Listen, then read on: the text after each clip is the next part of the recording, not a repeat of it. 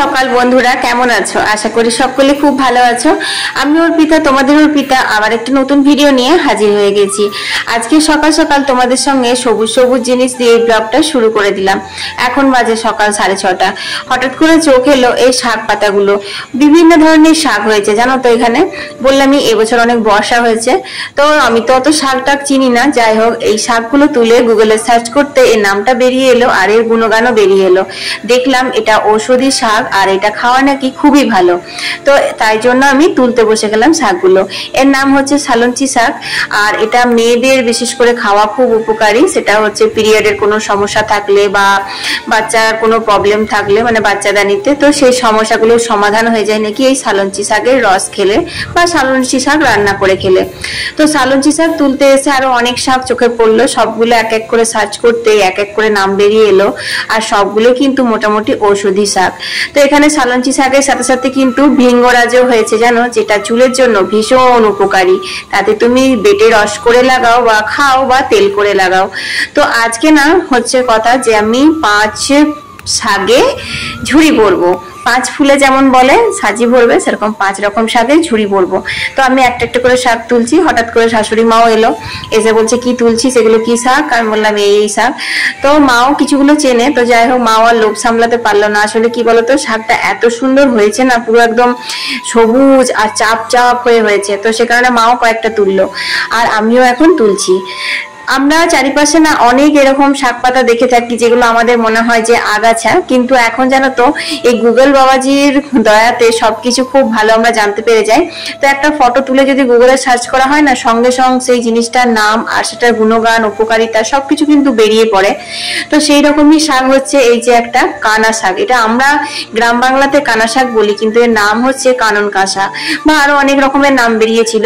এই শাকটা জানো তো অ্যান্টিসেপটিকের কাজ করে শরীরে। শরীরে যদি ঘা ফুসকুড়ি থাকে, এই শাকটা খেলে কিন্তু সেটা সেরে যায়। বা এর পাতার রস যদি লাগানো হয় তাহলে কিন্তু কোনো জায়গায় কাটা ছেঁড়াতে রক্তটাও বন্ধ হয়ে যায়। কিন্তু এই শাকটা এত পরিমাণে আমাদের বাগানে হয়, আমরা খেতাম না আর মানে জানতামও না যে এগুলো খেতে হয়, এই আর কি। তো যাই হোক, যতই মানে চলে যাব বলছি, এখান থেকে সরে যাব বলছি, ততই আরো ঘাসের ফাঁকে ফাঁকে আমার শাকগুলো চোখে পড়ছে আর আমি তুলতেই আছি একটা একটা একটা একটা করে। তো অনেকগুলো হয়েছিল, তার সাথে সজনে শাকও বুগলা বাবাকে পাড়া করালাম। আর মা এখানে সবজি কাটতে বসে গেছে, তাই মাকে নামিয়ে দিলাম। তারপর আবার চলে এলাম এই শাকগুলো তুলতে। এগুলো পূর্ণিমা শাক। আমার এক সাবস্ক্রাইবার বন্ধু রাখি ব্যানার্জি কমেন্ট করেছিল আমাকে একদিন, দিদি ভাই এই শাকগুলোর কি আর অন্য কোনো নাম আছে, বা এই শাকটা তুমি ভালো করে একবার আমাকে দেখিও। তো রাখি, এই শাকটার অন্য কোনো নাম আছে কিনা জানি না। এটা আমি তো গুগল থেকে সার্চ করে পূর্ণিমা শাক দেখেছিলাম। আর এটা কিডনির স্টোন বা কিডনিতে কোনো সমস্যা হলে এই শাকটা খুব উপকারে লাগে। তো সে কারণে এই শাকটা আমি রান্না করে খাই। তো তুমি আমার ভিডিও থেকে স্ক্রিনশট নিয়ে গুগলে একবার সার্চ করে নিতে পারো, তাহলে তুমিও জেনে যাবে এর নামটা বা এর উপকারিতাটা। তো যাই হোক, শাকটা তুলতে তুলতে দেখো এখানে দেখছি একটা প্রজাপতি ফুলের রস খেতে বসেছে। তো ফুলের মধু খেতে খেতে এত বিভোর হয়ে গেছে, আমি যে এত সামনে থেকে ওকে ক্যামেরা করছি বা ওকে হাত দিচ্ছি ও বুঝতেই পারেনি। তারপর দেখো ওকে ধরে নিলাম, কিন্তু আমি ওকে ধরবো না, ওকে আমি আবার উড়িয়ে দেবো।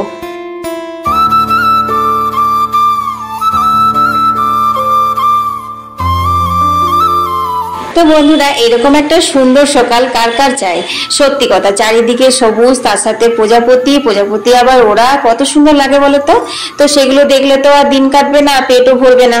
তো যাই হোক, এখন চলে এলাম ঘরে। আর সেদিন ঘরগুলো ঝাড়াঝুড়ি হয়েছিল, কিন্তু এই যে জানলা কোপাট দেখছো সেগুলো মোছা হয়নি। এরকম তো রোজ দিনই মোছা হয়, কিন্তু পুজোর ঘর ঝাড়াঝুড়ির পর একটু বেশ মানে জলকানি দিয়ে নির্মা জল দিয়ে না মুছলে না মনে হয় যেন পরিষ্কার হলো না। তাই কাপড়টাতে আমি একটু সার্ফ জল ভিজিয়ে নিয়েছি। তারপর এখন জানলাগুলো ভালো করে মুছে নিলাম। এরপর আসছি পর্দা লাগানোর পালা, কারণ পর্দা ছাড়া ঘর একদম অসম্পূর্ণ লাগে আমার। তারপর ওদিকে রাস্তা দিকে জানলা, তো পর্দাগুলো দেওয়া নেই, তো খুলতেই যেন কিরকম একটা লাগছে। তো সে কারণে তো পর্দা লাগাতে এসে দেখছি পর্দার যে আংটাগুলো খুলে রেখেছিলাম সেগুলো লাগাইনি। আর ওগুলো লাগাতে না অনেকটা সময় চলে গেল জানো তো। একবার করে মনে হচ্ছিল রেখে দিই, বিকেলবেলা সন্ধ্যেবেলা সময় করে বসে বসে লাগাবো, তারপর পর্দাগুলো টাঙাবো। তারপর ভাবলাম না, আজকে 1 সপ্তাহ হতে গেল পর্দাগুলো লাগানোর সময় হচ্ছে না, ঘরগুলো গোছানো হচ্ছে না, এই করে করে মানে এখন করব না তখন করব, তখন করব না এখন করব করে করে রেখে দিচ্ছি, নিয়ে আর সময়ই হচ্ছে না। আর সন্ধ্যের থেকে যেহেতু ভিডিওটা এডিট করি সেই কারণে না আমার অন্য কোনো কাজ করা মানে সময় হয় না। তাছাড়া ঘরে রাতের বেলায় খাবার করাও থাকে, তো এডিট করার পর খাবার করি, তো এটাতেই আমার সন্ধ্যেবেলাটা চলে যায়, মোটামুটি রাত 10টা বেজে যায়। তো সেই কারণে এখনই আমি পর্দাগুলো লাগিয়ে নিলাম। তো পর্দাগুলো লাগিয়ে নিয়েছি, ততক্ষণে দেখো মা সবজি কেটেছে। আজ হবে ঝিঙে আলু পোস্ত আর পাঁচমিশালি চচ্চড়ি। অনেক দিন হয়নি জানো তো এরকম পাঁচমিশালি চচ্চড়ি। তো বাগান থেকে কিন্তু তোলা এই পুঁই শাকটা মাই তুলে নিয়ে এসেছে, তার সাথে ঝিঙে দিয়েছে, পটল দিয়েছে, আলু দিয়েছে, আরো কি কি সব মিশিয়েছে আর কি। আর এই হচ্ছে পাঁচমিশালি শাকটা, সেই পাঁচমিশালি নয়, অনেক রকমের শাক আছে এটাতে। তো যাই হোক, এটা এখন দেখো কত সুন্দর করে মা কেটেও দিয়েছে।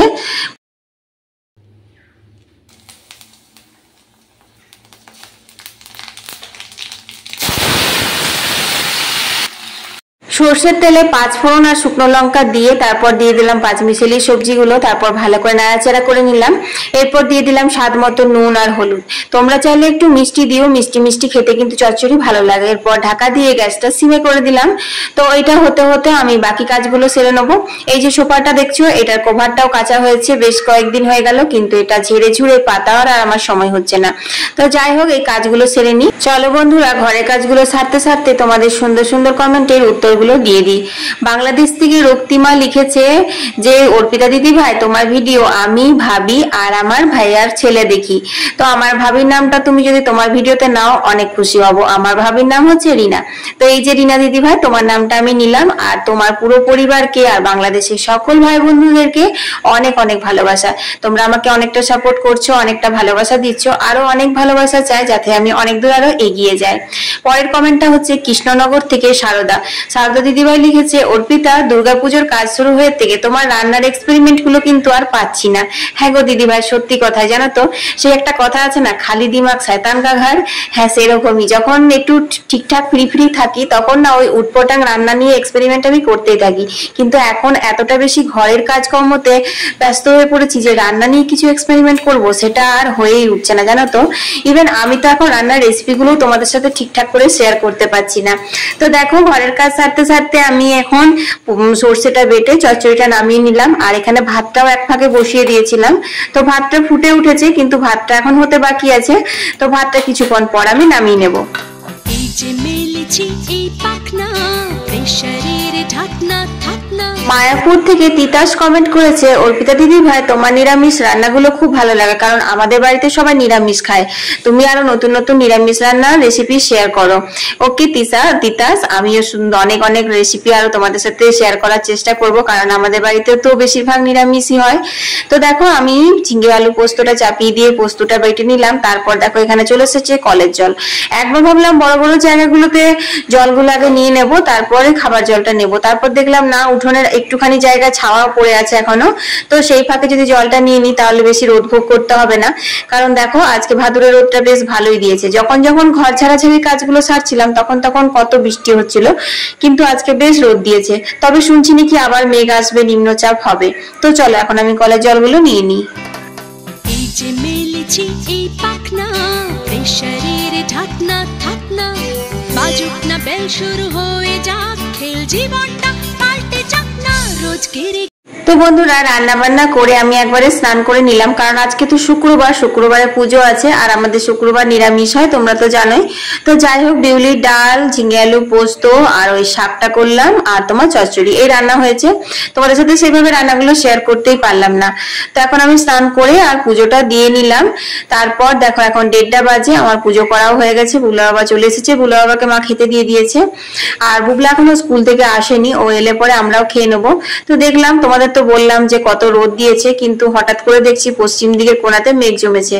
এমনিতেও খবরে দেখছি আবার নাকি নিম্নচাপ হবে, বৃষ্টি হবে। তো সেই কারণে কাপড় জামাগুলো কিছুগুলো শুকিয়ে গেছিল, তো সেগুলো ভাবলাম এখন তুলে নি। তাই এগুলো সব তুলে নেব, তারপর আমরা খাওয়া দাওয়া করে নেবো।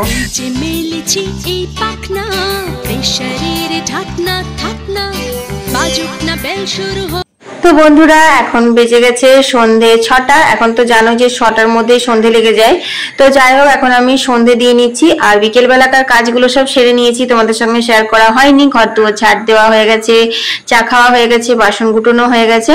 যাই হোক তবে দিনের বেলাতে অনেক তাড়াতাড়ি করে রান্না বান্না করেছিলাম, তাছাড়া এক্সট্রা অনেক কাজ করেছিলাম, সে কারণে রাতে না রুটি তরকারি কিছু হয়নি। তো সেই সন্ধে দেওয়ার পর সঙ্গে সঙ্গে আবার রুটি তরকারিগুলো করে নিতে হবে। তো চলো এখন আমার সন্ধে দেওয়াটা কমপ্লিট করে নিই।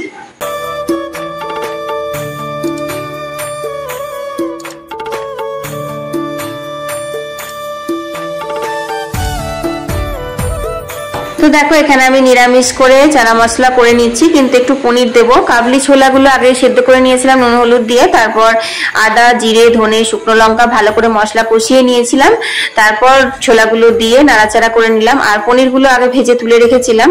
তো পনির তোলার পর দেখবে থালাটাতে না অনেক তোমার ঘি লেগে থাকে, তো সেগুলো জল দিয়ে ভালো করে হাত দিয়ে করে এর মধ্যে দিয়ে দিলাম, এতে কিন্তু তরকারির স্বাদ বাড়ে। তো এই রান্নাটা আমার মোটামুটি কমপ্লিট। এটা হচ্ছে আমাদের রাত্রের রুটি আর এই চানা মশলা হবে। খুব সুন্দর গন্ধ বেরিয়েছে জানো তো, নিরামিষ হলেও পনিরটা দিয়ে যদি করা হয় চানা মশলাটা খেতে বেশ ভালো লাগে। তো এতে এখন পড়বে হচ্ছে গরম মশলা, কারণ গরম মশলা ছাড়া একদম নিরামিষ রান্না ভালো লাগে না। আমার প্রত্যেকটা রান্নায় তোমরা দেখবে গরম মশলা, আর গরম মশলা বলতে আমি এইটা দিই জানো তো, একটা শাহী গরম মশলা আছে, ওর গন্ধটা আবার আমার ঠিক ভালো লাগে না। তো এখন 9:30 বাজে আর তোমার তরকারিটা তো হয়ে গেল। রুটি কয়েকটা করে নেবো, রুটি হোক পরোটা হোক যাই হোক করবো, তারপর খাওয়া দাওয়া করে নেবো, মানে 10টা 10:30 বেজে যাবে। তো যাই হোক আজকে ব্লগটা এখানেই শেষ করে দিচ্ছি। কেমন লাগলো অবশ্যই কমেন্টে জানিও। আর হ্যাঁ, বন্ধু বান্ধবদের সাথে শেয়ার করতে একদম ভুলো না, লাইক করতে একদম ভুলো না। সবাই ভালো থেকো, সুস্থ থেকো। কাল আবার একটা নতুন ভিডিও নিয়ে হাজির হয়ে যাবো। আমি অর্পিতা, তোমাদের অর্পিতা। টাটা।